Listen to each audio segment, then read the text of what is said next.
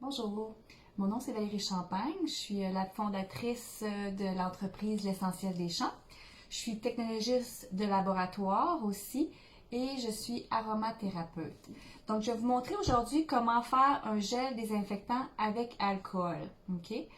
Donc vous avez la chance de soit pouvoir le faire ou si vous préférez, vous pouvez m'écrire et ça va me faire plaisir de vous envoyer aussi un gel désinfectant déjà fait. Mais je voulais vous partager mes connaissances, mes compétences pour que vous soyez en mesure de pouvoir le faire. La première partie, je vais vous dire c'est quoi la recette. La deuxième partie, je vais vous expliquer pourquoi j'ai utilisé ces ingrédients-là. OK? Donc, le gel désinfectant, vous pouvez l'utiliser soit pour vos mains, soit pour désinfecter un peu alentour dans l'auto, ou soit pour l'épicerie, exemple, nettoyer qu'est-ce qui arrive de l'intérieur. Petite parenthèse, je suis, comme je vous ai dit, technologiste en laboratoire, donc j'aime faire des expériences. Juste faire attention si vous décidez de faire un gel désinfectant par vous-même. J'ai eu la chance de regarder, faire des tests, et je vous dirais que la majorité des recettes que j'ai trouvées sur Internet étaient pas optimales, étaient pas efficaces à 90%. Donc la recette que j'ai là, je l'ai testée et je vais vous la partager. Donc ce qu'on a besoin, c'est peut-être une petite entonnoir, un contenant d'environ 50 ml, contenant que vous pouvez, ça peut être du recyclage là, qui est bien nettoyé à l'intérieur. En passant, vous allez voir des compagnies, là, mais je ne vais pas faire la promotion de compagnie, OK? Ça la donne juste comme ça que c'est ces compagnies-là. Si vous voulez, par le futur, on peut discuter des huiles essentielles pour s'assurer d'avoir des bonnes propriétés, exemple. Donc, on va avoir besoin aussi d'une cuillère à thé 5 ml et une cuillère à table, excusez, 15 ml. Donc, c'est tout le matériel. Les deux propriétés qu'on veut avoir, c'est les côtés anti-infectieux. Donc, on va utiliser l'alcool isopropylique, 99%. On va faire une synergie. On va utiliser aussi Melaleuca alcanifolia, une huile essentielle, qui est tea tree. On va utiliser aussi Citrus limonum, qui est le citron, le zeste. Et on va utiliser une huile essentielle, un conifère ici du Québec, parce que j'aime toujours encourager les Québécois s'entraider, qui est l'épinette noire. Le côté hydratant, on va utiliser la glycérine végétale. Encore une synergie, on pourrait décider d'utiliser seulement un ingrédient si on veut. L'huile de tournesol, qui est possible que ce soit une huile québécoise, et le gel d'aloès. Donc la recette, c'est super simple. On prend notre contenant. Si on a besoin, on prend l'entonnoir. On commence absolument avec notre alcool et nos huiles essentielles pour pouvoir faire une solution ensemble. Donc l'alcool, c'est 2 fois 2 cuillères à table. Je répète, l'alcool, c'est celui que j'ai utilisé, 99%, OK? C'est très important d'avoir le bon pourcentage de notre recette à la fin. Il faut avoir un pourcentage entre 60 et 80%. Ensuite, on va utiliser nos huiles essentielles. Ça va être 14 gouttes de Melaleuca alcanifolia.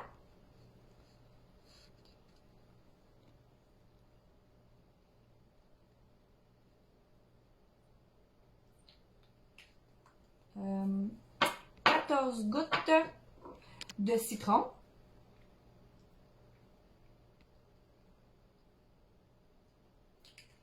Ça va donner une senteur un peu de citron à notre gel.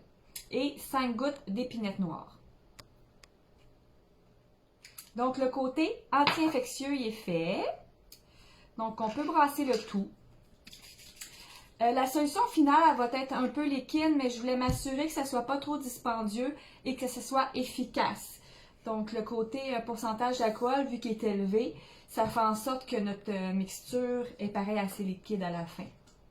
On va utiliser une cuillère à thé de glycérine qui équivaut à 5 ml environ.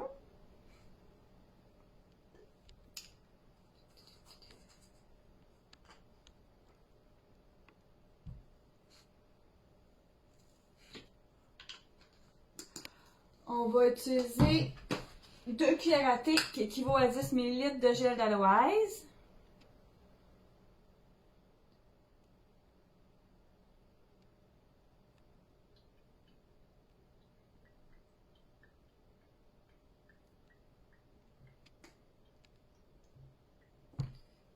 Et on va utiliser notre huile de tournesol qui est 5 ml. Une cuillère à thé. Youhou! Et c'est tout. C'est aussi simple que ça. Votre gel désinfectant pour les mains est fait.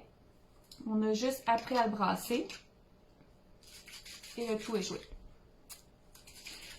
On va passer à la deuxième étape pour ceux que ça intéresse. Les raisons pourquoi j'ai utilisé tel ingrédient dans la recette. Donc, si on s'en va à l'autre partie, comme je vous ai dit, pour moi, c'est important d'utiliser le plus possible québécois.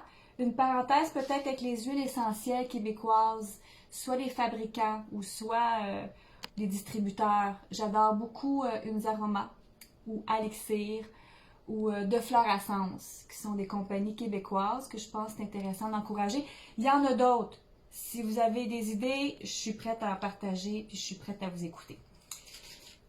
Ensuite, je vais revenir à pourquoi j'ai utilisé mon côté désinfectant, l'alcool isopropylique. L'alcool isopropylique qui est un super bon anti-infectieux. C'est 99%. Il faut s'assurer d'avoir un pourcentage entre 60 et 80% dans notre recette. Ensuite, j'ai fait une synergie avec les huiles essentielles qui sont authentiques, que je me suis assurée qu'ils sont de bonne qualité. J'ai utilisé des huiles essentielles qui sont non dermocaustiques. Donc, on pourrait aller à une concentration de 5 à 20%. Ici, j'ai juste utilisé une concentration de 2%. Parce que les huiles essentielles, c'est pareil dispendieux. Mais au moins, ça a une belle propriété anti-infectieuse. Puis ça a une belle senteur aussi. J'ai utilisé Melaleuca eternifolia. Okay. On aurait pu utiliser dans la même famille, si on veut, Mantex peperita, qui est menthe poivrée. Ou Cymbopogon martini, palmarosa. Ou on aurait pu utiliser aussi Eucalyptus radiata, Eucalyptus radié, qui sont des super bonnes huiles essentielles, anti-infectieuses. Ensuite, j'ai utilisé citron, Citrus limonum. C'est un zeste. J'aurais pu utiliser un autre zeste aussi, qui a des super belles propriétés anti-infectieuses. J'encourage québécois, donc c'est pour ça que j'ai utilisé aussi dans ma mixture épinette noire, mais ça aurait pu être aussi sapin baumier par exemple, qui est un conifère qui se retrouve aussi proche de nous. Tous les conifères, ils ont des belles propriétés anti-infectieuses aussi. Donc c'est le côté anti-infectieux. Si on s'en va du côté hydratant, on a le gel d'aloès que j'ai décidé de prendre pour son côté hydratant et son côté cicatrisant. Donc, on aurait pu utiliser aussi une huile essentielle qui est cicatrisante, puis même anti-infectieuse, comme exemple Lavandula angustifolia, qui est la lavande, qui est super intéressante. J'ai utilisé aussi l'huile de tournesol. L'huile de tournesol qui est aussi québécoise, qui a une super belle propriété hydratante et qui est non comédogène aussi. Quand on pense québécois, vous pouvez penser aussi à l'huile de colza ou l'huile de chanvre, l'huile de caméline qui est super intéressante aussi comme huile. Ensuite, la glycérine végétale qui est aussi hydratant et qui a des propriétés un peu anti-infectieuses. Donc, c'est la synergie que j'ai décidé de prendre.